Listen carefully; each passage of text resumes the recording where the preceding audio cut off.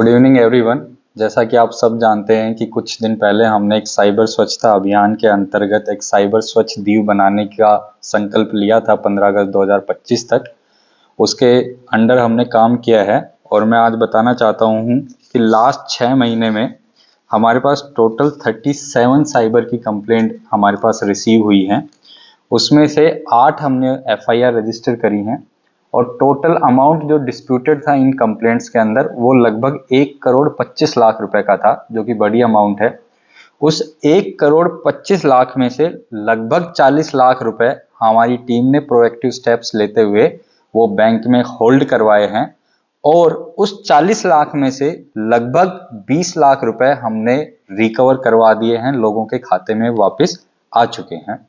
मुझे बताते हुए खुशी है कि अभी तक हमने इसमें 3 लोगों को अरेस्ट करके रखा हुआ है और लगभग 25 लोगों को हमने इसमें टोटल इंटेरोगेट किया है और 41A के नोटिस पे और बाकी जो कानून की कार्रवाई है उसके नोटिस के बेसिस पे उनको अभी के लिए बाहर छोड़ा गया है।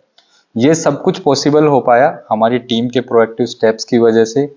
हमने साइबर अवेयरनेस प्रोग्राम जो किए, 1930 हेल्पलाइन NCRP पोर्टल के बारे में लोगों को बताया, जिससे कि आके उन्होंने कंप्लेंट करवाई और फिर टीम जो है केसेस को इन्वेस्टिगेट कर पाई।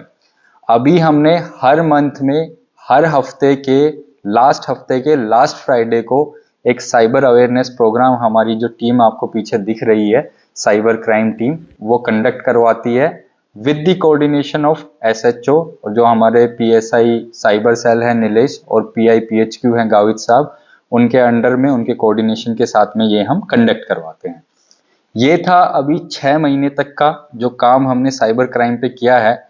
चूंकि हमने नोटिस किया है ये कि साइबर क्राइम की कंप्लेंट लगातार बढ़ती जा रही हैं, अमाउंट जो है बढ़ती जा रही है, तो आज हमने ये डिसाइड किया है कि हम सिर्फ साइबर डिफेंस पे फोकस ना करते हुए साइबर ऑफेंस की तरफ जाएंगे, जिसके अंतर्गत हमने प्लान किया है कि हम साइबर योद्धाओं को ट्रेन करेंगे, वो प्रोएक्टिव स्टेप्स लेंगे और जितने भी टाइप के फ्रॉड्स हैं वो स्कैम में कन्वर्ट ना हो, उनको पहली ही स्टेज पे रोक दिया जाए, इसकी व्यवस्था हमने करी है। साइबर योद्धा के अंडर हमने प्लान किया है कि जितने भी पढ़े लिखे लोग हैं उनको हम NCRP पोर्टल की ट्रेनिंग देंगे, उनको बताएंगे कि क्राइम किस तरीके से रिपोर्ट करना है। अगर आपको कुछ सस्पिशियस दिखता है तो आपको हमें इंफॉर्मेशन देनी है ताकि हम फर्स्ट स्टेप में उसके ऊपर कार्रवाई कर सकें।